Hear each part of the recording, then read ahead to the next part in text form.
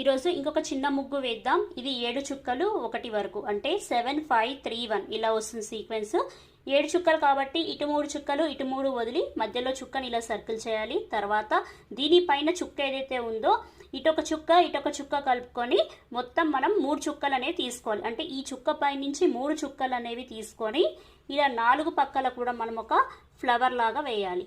ఇలాంటి ముగ్గులు ఏంటంటే స్టెప్ బై స్టెప్ చేసినట్లయితే మనకి కన్ఫ్యూజన్ అనేది ఉండదు. అలాగే కొన్ని టెక్నిక్స్ తోటి కనుక ముగ్గు వేసినట్లయితే మనకి చాలా సులభం.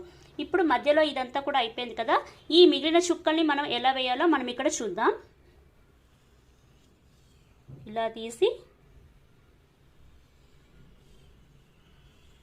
తర్వాత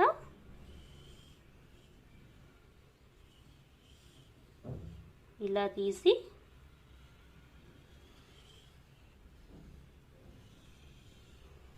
ఇలా తర్వాత ఇక్కడ మనకి చుక్కలు అనేవి మిగిలాయి కదా, 4 చుక్కలు ఇలా మనం సర్కిల్స్ అనేవి పెట్టాలి 4 వైపులా కూడా. ఈ ముగ్గులు ఏంటంటే కాస్త కన్ఫ్యూజన్గా ఉంటాయి. అయితే మనం చిన్న చిన్న టెక్నిక్స్ తోటి స్టెప్ బై స్టెప్ చేసినట్లయితే చాలా ఈజీగా ఉంటుంది. కానీ ఏదైనా సరే ఇటువంటి తిప్పుడు ముగ్గులకి చాలా ప్రాక్టీస్ అనేది ఉండాలి. అప్పుడు ప్రాక్టీస్ ఉన్నప్పుడే చాలా సులభం, లేదంటే కొద్దిగా కష్టంగా అనిపిస్తుంది.